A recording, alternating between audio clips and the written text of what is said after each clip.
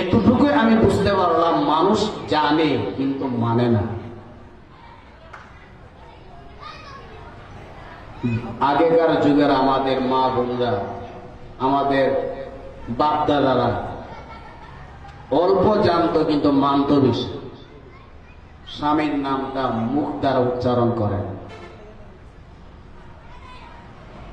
একটা ছোটবেলায় আমরা একটা ঘটনা শুনতাম,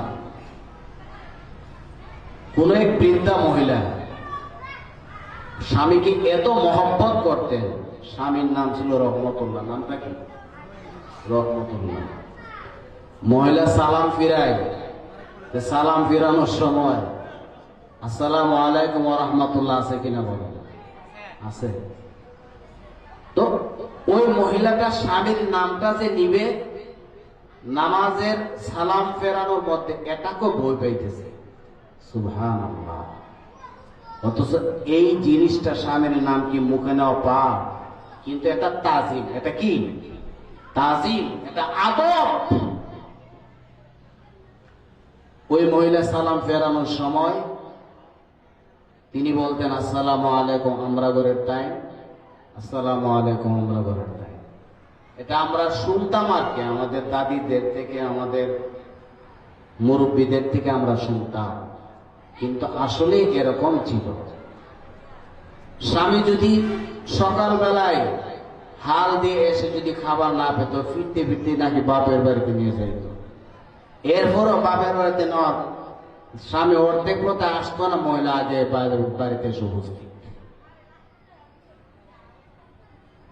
এই যে মহব্বত, এই যে আন্তরিকতা, এই যে আদব, এখন কি বর্তমান জমানায় আছে বলেন?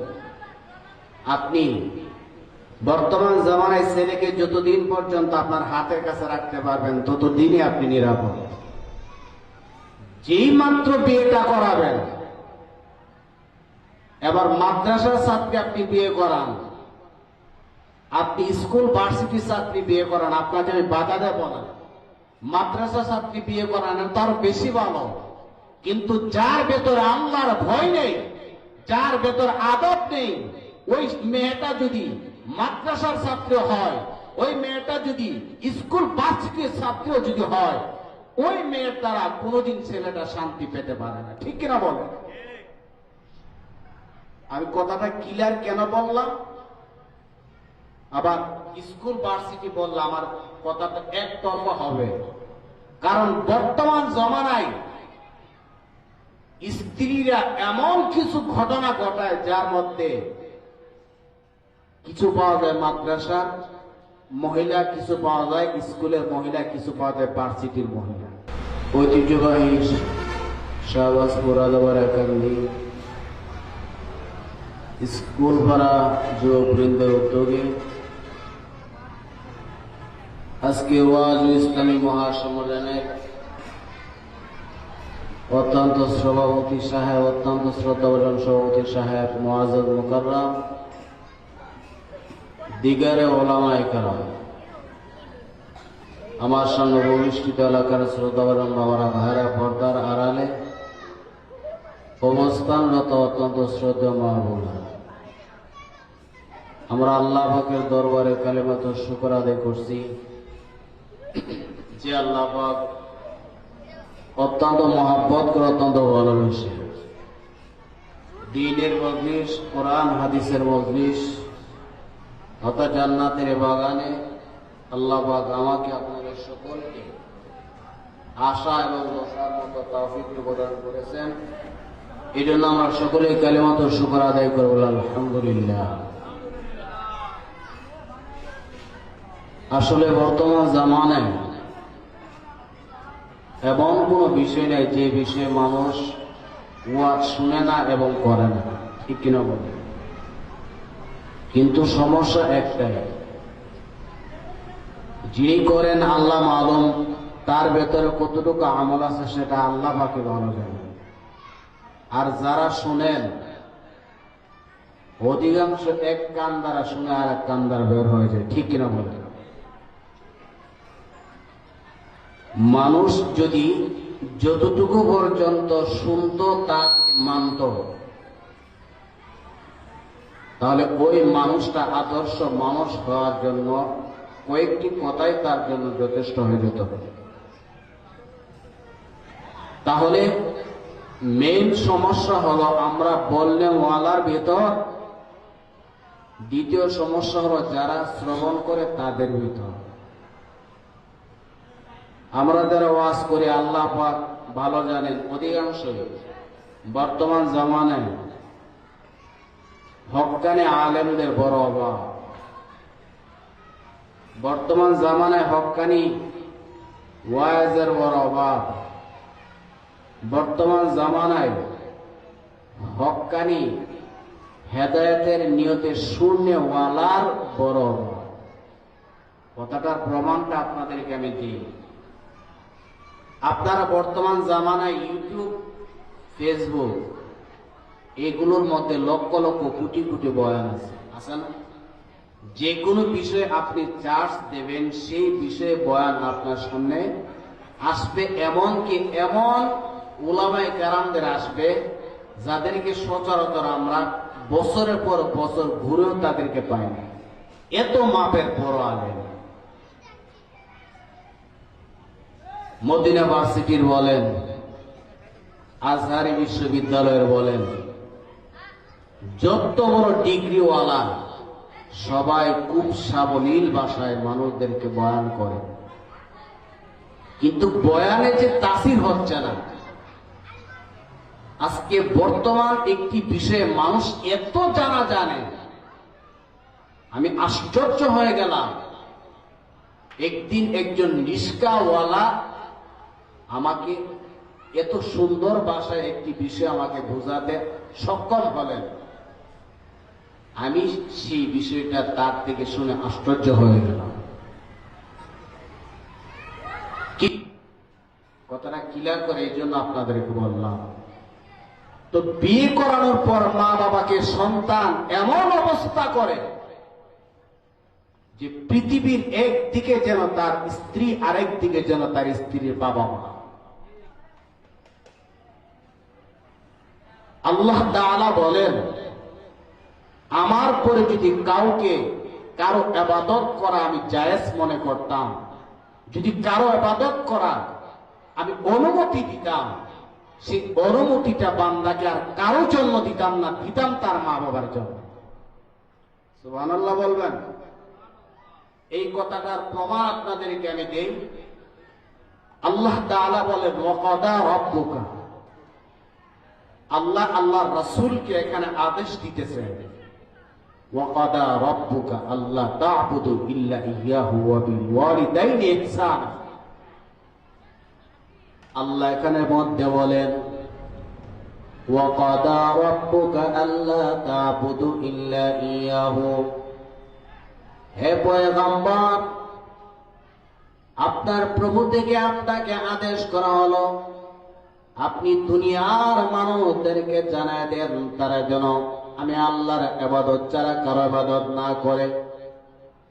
ওয়া বিল ওয়ালিদাইনি ইহসানা, আল্লাহ এখানে মধ্যে বলছে এবং তারা যেন তাদের মা বাবার অনুসরণ করে, মা বাবার উপরে ইহসান করে, দয়া করে। তারা যেন তাদের মা বাবার উপরে আনুগত্যশীল হয়। আল্লাহ রাব্বুল আলামিন আল্লাহ তাআলার ইবাদতের সাথে এখানে মা বাবার আনুগত্যের কথা বলেছেন। এই কথাটার স্পষ্টভাবে প্রমাণিত হয় আল্লাহর ইবাদত করা যেমন করে ফরজ, মা বাবার আনুগত্য করা তেমন ফরজ। সুবহানাল্লাহ। মা বাবার আনুগত্যর জন্য, এই কথা বোঝানোর জন্য আল্লাহ রাব্বুল আলামিন এখানে মধ্যে আল্লাহর ইবাদতের পাশাপাশি মা বাবার অনুসরণের কথা বললেন, অনুকরণের কথা বললেন, মা বাবার আনুগত্যের কথা বললেন। আল্লাহ ছাড়া কাউকে সিজদা করা জায়েজ নাই, ঠিক কিনা বলেন? আল্লাহ ছাড়া কারো সিজদা করা কাউকে জায়েজ হবে না। আল্লাহ বলেন, লা শারীকা লা, আমি আল্লাহ এক, আমি আল্লাহ ছাড়া কাউকে বান্দা সিজদা করতে পারবি না, আমি আল্লাহ ছাড়া কারো ইবাদত করতে পারবো না, আমি আল্লাহর সাথে কাউকে কোনো শরীক করতে পারবো না। কুল হুয়াল্লাহু আহাদ, আল্লাহ এখানে মধ্যে আল্লাহ বলছেন নবী আপনি জানায় দেন আল্লাহ এক। আল্লাহকে আল্লাহ দুনিয়ার মা বাবার মতো না, আল্লাহ দুনিয়ার কোন মানুষের মতো না, আল্লাহ তাআলা এক। আল্লাহর কোন মা নাই, আল্লাহুস সামাদ লাম ইয়ালিদ ওয়া লাম ইউলাদ। আল্লাহর কোন সন্তান নাই, আল্লাহ কারো থেকে জন্ম নেয়নি, আল্লাহকে কেউ জন্ম দেয় নাই। ওয়া লাম ইয়াকুল লাহু কুফুয়ান আহাদ। আল্লাহর সমকক্ষ এখানে কেউ নাই, পৃথিবীর মধ্যে নাই। আল্লাহ তাআলা এখানে মধ্যে আল্লাহর পরে ইবাদতের জন্য যদি কাউকে আল্লাহ অনুমতি দিতেন তাহলে সেটা দিতেন একমাত্র মা বাবার জন্য। সুবহানাল্লাহ। এই কথাটা বোঝানোর জন্য আপনাদেরকে বলি, আল্লাহর নবীর উপরে কি আর কোন পীর সাহেব আছে নাকি বলেন? আমার নবীর মতো কি কোন পীর সাহেব আছে? আমার নবীর মতো কি কোন পীর হতে পারবে? কিয়ামতের আগে আল্লাহ বলেন নবীর মতো কোনদিন কেউ যাবে না। আল্লাহ তাআলা বলেন আমার নবী সবচেয়ে শ্রেষ্ঠ নবী, আবার নবীর মতো শ্রেষ্ঠ আমি আল্লাহ সৃষ্টি জীবের মধ্যে বানাই নেই। সুবহানাল্লাহ। এবার বাবা আদম বলেন যত নবী রাসূল আছে আপনি বলেন আমার নবীর মতো মর্যাদাওয়ালা কোন নবী রাসূল আছে কিনা বলেন? আল্লাহর পরে যার মর্যাদা ওই নবীকে ভালোবাসেন হযরত ওয়াস রাদিয়াল্লাহু তাআলা আনহু। নবীর জন্য পাগল, আল্লাহর নবীর নাম শুনলে পাগল হয়ে যায়। হায়রে মনটা কাঁদে নবীকে কখন দেখব। প্রত্যেকটা দিন প্রত্যেকটা সেকেন্ড ওই ওয়াস করুনি নবীর জন্য চোখের পানি ফেলে নবীকে দেখার জন্য। সুবহানাল্লাহ। ওই ওয়াস করুনি নবীজির কলিজা, ওই ওয়াস করুনি যখন শুনতে পারলেন আমার নবী উহুদ যুদ্ধের ময়দানে নবী একটা দান্দান মুবারক নবীর শহীদ হয়েছে, ওই ওয়াস করুনি কি করবে পাগলের মতো হয়ে গেলেন। ওয়াস করুনি প্রত্যেকটা একটা একটা করে নিজের দাঁতগুলো ফেলে দিলেন। সুবহানাল্লাহ। যে নবীর জন্য আল্লাহ তামাম কানাত বানাইলেন ওই নবীর যদি দাঁত না থাকে আমি ওয়াজ করি পাগলার কেন দাঁত থাকবে সেটা সহ্য করতে পারবো না। এই জন্য একটা দুইটা করতে করতে নিজের সব দাঁতটুকু তিনি ফেলে দিলেন। এটাকে বলে আশিক রাসূল, ঠিক কিনা বলে? ওই ওয়াজ কুলি রাদিয়াল্লাহু তাআলা আনহু আল্লাহ নবীর কাছে পত্র লিখলেন, ইয়া রাসূলুল্লাহ ইয়া হাবিবাল্লাহ, আমি তো সেই ওয়াজ করুনি যে রাতের বেলা আপনাকে নিয়ে ভাবি, দিনের বেলা আপনাকে নিয়ে ভাবি। সব সময় অন্তরের মধ্যে একটাই কষ্ট, আমার নবীর সাথে কখন মুলাকাত করব। ইয়া রাসূলুল্লাহ আমি পারি না, শুধুমাত্র আমার বৃদ্ধা মা এখনো দুনিয়াতে বেঁচে আছেন, আমি মায়ের খেদমত করি। ইয়া রাসূলুল্লাহ আপনি আমাকে একদিনের জন্য অনুমতি দেন, আমি আমার মায়ের খেদমত থেকে বিরত থেকে আপনার সাথে মোলাকাত করি। আপনার সাথে মোলাকাত করে যদি আমি দুনিয়া থেকে বিদায় হয়ে যাই, ইয়া রাসূলুল্লাহ আমার অন্তরের মধ্যে আর কোনো দুঃখ থাকবে না। আল্লাহ নবীর চিঠিটা পাইয়া চোখের পানি ফেলে দিয়ে তিনি আবার চিঠির উত্তরে দিয়ে দিলেন, আরে ওয়াজ করুন আমি তোমাকে অমন অনুমতি দেব না, কারণ আমি মনে করি তোমার মা বেঁচে আছেন, পৃথিবীর সব কিছু তোমার মার কাছে। সুবহানাল্লাহ বলে ওয়াজ করুন দুনিয়াতে যদি বেঁচে থাকি তাহলে তোমার সাথে দেখা হবে, আর না হয়ে আখেরের ময়দানে তোমার সাথে মুলাকাত অবশ্যই আমার হবে। আমি তোমাকে ছাড়া জান্নাতের মধ্যে যাব না। আরে ওয়াজ শুনে সাবধান, তুমি কিন্তু তোমার মাকে ছাড়া আমার সাথে দেখা করতে পারবে না। তোমার মা যখন দুনিয়া থেকে বিদায় হবে তখন আমি যদি বেঁচে থাকি, তুমি যদি বেঁচে থাকো তাহলে মুলাকাত অবশ্যই হবে।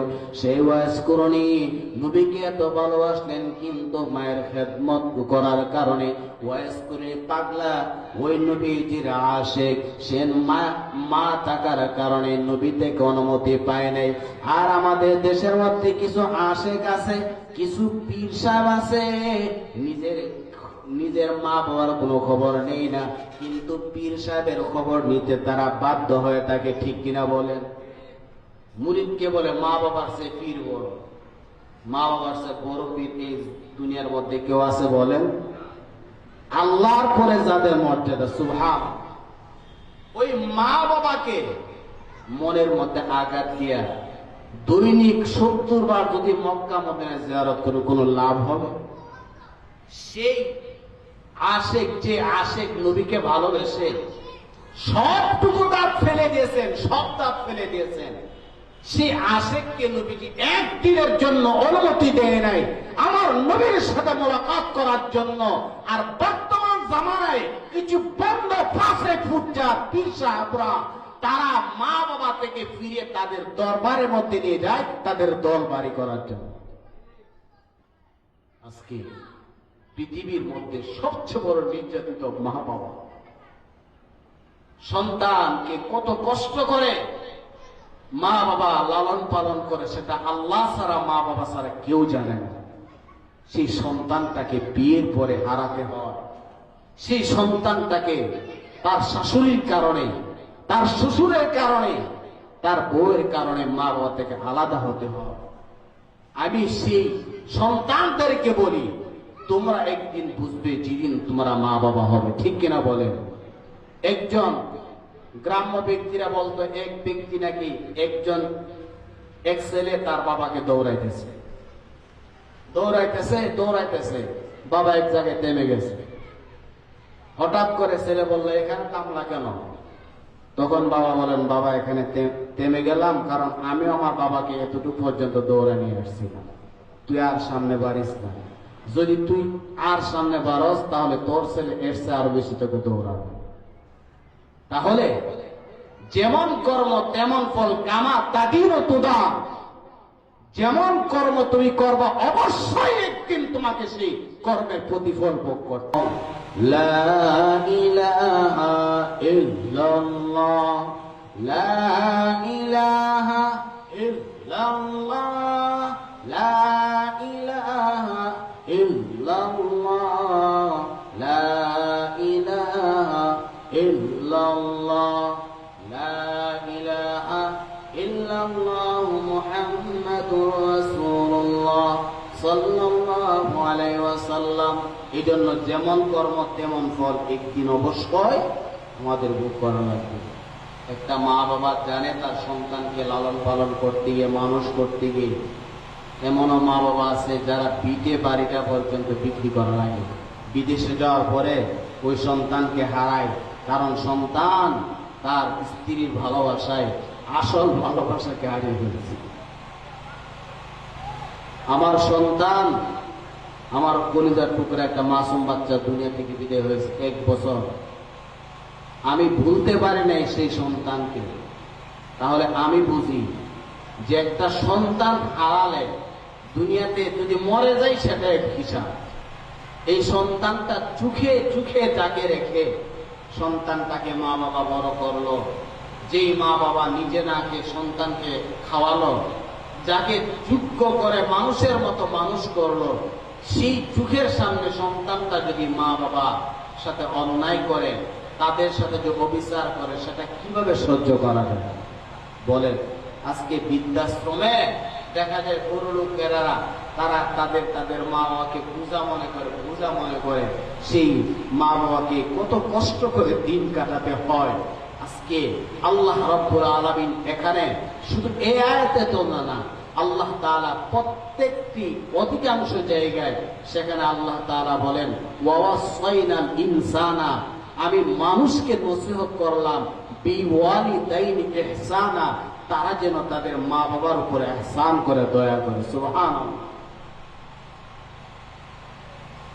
আল্লাহ তাআলা ডাইরেক্ট ভাষায় ওয়াজ শব্দের অর্থ হলো নসিহত। এটা তো আমরা সকলেই জানি। আজকে আমাদের এখানে লেখা আছে ওয়াজ মাহফিল, তো এখানে কি গান বাদ্য হবে? এটাই লেখা আছে ওয়াজ মাহফিল, মানে দিনের কিছু নসিহত করা হবে, কোরআন হাদিসের নসিহত। আল্লাহ তাআলা স্পষ্ট ভাষায় এখানে মধ্যে বলে দিলেন, ওয়াসাইনাল ইনসানা, আমি মানুষকে নসিহত করলাম তারা যেন তাদের পিতামাতার উপরে ইহসান করে, মায়া করে, দয়া করে। দয়া তো এখানে হবে না, তারা যেন তাদের মা বাবার উপরে আনুগত্য শীল হয়, সুবহানাল্লাহ, আনুগত্যশীল হয়। আরে সন্তান যদি নিজের শরীরের চামড়া বিক্রি করে যদি সন্তান মা বাবাকে যদি জুতা বানিয়ে দিয়ে একবার না 1000 বার, এরপরও সেই মা বাবার একদিনের কষ্টের বিনিময় হবে না, সুবহানাল্লাহ। পৃথিবীর মধ্যে সবাই স্বার্থশীল, সবাই। আপনার স্ত্রী আপনাকে এত ভালোবাসে, গিয়ে দেখেন স্বার্থ আছে। আপনি মাসে তাকে লাখ লাখ টাকা দিতে পারেন, তাকে ভালো রাখতে পারেন, 1 মাস বন্ধ করে দেখেন সেই ভালোবাসা কোথায় দিয়ে পালান। আজকে যুবক মায়েরা একটা ভুল করেই বসে যে সামান্য একটা মেয়ের ভালোবাসায় মা বাবার সাথে সম্পর্ক ছিন্ন করে পালায় যান। দেখবেন তো তাদের সন্তান পালে ঘর আগে পালাবে, ঠিক কিনা? খবর নেওয়া থেকে আপনাদের কাছে কথাগুলো খারাপ লাগতে পারে, কিন্তু চোখে দেখি এই কথাগুলা বলতেই হয়। যেহেতু কথাটা নিয়ে এসেছে, যে সন্তানটা সামান্য একটা মেয়ের কারণে তার বাবা মা থেকে সম্পর্ক ছিন্ন করে পালাতে পারে, আলাদা থাকতে পারে, এই সন্তানটা মানুষ নয়, তার সে কুকুরও ভালো, ঠিক কিনা বলেন? একটা কুকুরও তার জাতি ভাইয়ের উপরে তার মহব্বত থাকে, তার একটা সন্তানের উপরে মহব্বত থাকে, তার প্রতিবেশীর উপরে মহব্বত থাকে, তার মালিকের উপরে মহব্বত থাকে। আমরা তো মনে করি কুকুর সবচেয়ে খারাপ। আরে না, কুকুরের চেয়ে আমরা খারাপ। হযরত আব্দুল কাদের জিলানী রাহমাতুল্লাহ আলাইহি তিনি রাস্তা ধরে একদিন হাঁটতেছেন, হঠাৎ করে একটা কুকুর ওনাকে জিজ্ঞাসা করলেন, কুকুরের জবান খুলে গেল। বড় পীর আব্দুল কাদের জিলানী রাহমাতুল্লাহ আলাইহি কুকুরের সামনে গিয়ে যখন দাঁড়ালেন, কুকুরটা যখন ওনার শরীরের পাশে দিয়ে গেলেন, ওনার শরীরের সাথে কুকুরটা লেগে গেল। উনি মনে মনে একটু সংকোচ হয়ে গেলেন, না হয় আমার কাপড়টা নাপাক হয়ে গেছে। এমনি করে কুকুরের জবানটা খুলে গেল। অহংকার, টাকা বাড়ানো অহংকার আমার আল্লাহ পছন্দ করেন না। সাথে সাথে আল্লাহ কুকুরের জবান খুলে দিলেন। ওই কুকুরটা ডাক দিয়ে বলেন, হে আব্দুল কাদের জিলানী, আপনার কাছে প্রশ্ন, আপনি বলেন আমি ভালো নাকি আপনি ভালো? সুবহানাল্লাহ। কত বড় প্রশ্ন আর কত বড় ব্যক্তিকে করা হলো। এমনি করে আব্দুল কাদের জিলানী রাহমাতুল্লাহ আলাইহি তো জাতা পাতা মানুষ ছিলেন না, ঠিক কিনা বলেন? আব্দুল কাদের জিলানী রাহমাতুল্লাহ আলাইহি চিন্তার মধ্যে পড়ে গেলেন, আর চিন্তা করলেন যদি আমাকে ভালো বলি তাহলে আমার ভেতর অহংকার এসে যাবে, আর যদি কুকুরকে খারাপ বলি তাহলে সেটা অহংকার হবে। জানি না আমার কি অবস্থা হবে। তখন আব্দুল কাদের জিলানী রাহমাতুল্লাহ আলাইহি কুকুরকে বলতেছেন, আমি তোমার সেই প্রশ্নের জবাবটা আমার মৃত্যুর পরে দিব। সুবহানাল্লাহ। যখন আব্দুল কাদের জিলানী রাহমাতুল্লাহ আলাইহি উনার লাশটাকে যখন নেওয়া হয়, উনি উনার ভক্তবৃন্দকে বলেন, আমাকে 3 রাস্তার পাশে দিয়ে নিয়ে যাইব, কারণ আমার সাথে একটা কুকুরের প্রশ্নের জবাব দিতে হবে। সুবহানাল্লাহ বলে ওই 3 রাস্তার পাশে যখন নেওয়া হলো, আল্লাহর তরফ থেকে ওনাকে একটু জীবন দেওয়া হলো। ওই কুকুরটা জিজ্ঞাসা করলেন, আব্দুল কাদের জিলানী, আপনি তো আমার প্রশ্নের জবাব দিলেন না। এমনি করে আব্দুল কাদের জিলানী রাহমাতুল্লাহ আলাইহি বলেন, কুকুর রে, আমি তোমার সে ভালো, কারণ আমি তো জান্নাতের আলামত পাইতেছি। সুবহানাল্লাহ। যারা জান্নাতে যায় তারা তো ভালো, যারা জাহান্নামে যায় তারা নিকৃষ্ট। এই কুকুর, তোমার তো জান্নাতও নাই জাহান্নামও নাই, আর তুমি আমার সে ভালো হইতে যদি তুমি জান্নাতে যাইতে, আমি যদি জাহান্নামে যাইতাম। এরে নবীর উম্মতের দল, আমরা যদি মানুষ হয়ে কুকুরের চেয়ে খারাপ হয়, আমাদের মতো নিমক খারাপ কেউ হবে না। একটা কুকুরের মধ্যে তার বিনয় অবশ্যই আছে। যেই কুকুরটাকে তার মালিকটাকে লালন পালন করবে, ওই কুকুরটা সারা রাত পর্যন্ত মালিককে পাহারা দেয়, ঠিক কিনা বলে? ওই কুকুরটা তার আত্মীয় স্বজনকে, তার মালিকের আত্মীয় স্বজনকে দেখে দেখে ওই কুকুরটা চলে যায়। অপরিচিত কেউ যদি কুকুরটা হাউ মাউ করে তাকে ঘিরে ফেলে, আর আমরা মানুষ, যে মা বাবা আমাদেরকে এত কষ্ট করে লালন পালন করলে, বিয়ের পরে সেই মা বাবাকে আমরা ভুলে যাই। আমরা স্ত্রী মহব্বতের মধ্যে পড়ে আপন ভাই বোনের সাথে সম্পর্ক ছিন্ন করা হয়। আমরা আপন ভাই বোনদেরকে শত্রু মনে করি, আর দেখা যায় শ্বশুর শাশুড়ির বাড়ির শালা দুলাভাইকে আমরা আপন মনে করি। ঠিক কিনা বল? আয় হায়, বর্তমান জামানা কিয়ামত যে হবে না, কিয়ামত কেন হবে না? সমাজের মধ্যে যা চলতেছে, অথচ আমরা সবাই জানি আপনি যা কিছু করেন না কেন, আল্লাহ রাসূল বলেন দুনিয়াতে মা বাবা বেঁচে আছে তোমার জন্য জান্নাতের 2টা দরওয়াজা ওপেন খোলা আছে। সুবহানাল্লাহ। দুনিয়াতে যাদের মা বাবা বেঁচে আছে তাদের জন্য জান্নাতের দরওয়াজা সরাসরি 2টা খোলা। যার মা অথবা বাবা দুনিয়া থেকে চলে গেছে, অথবা মা বেঁচে আছেন অথবা বাবা বেঁচে আছেন, তার জন্য একটা দরওয়াজা বন্ধ।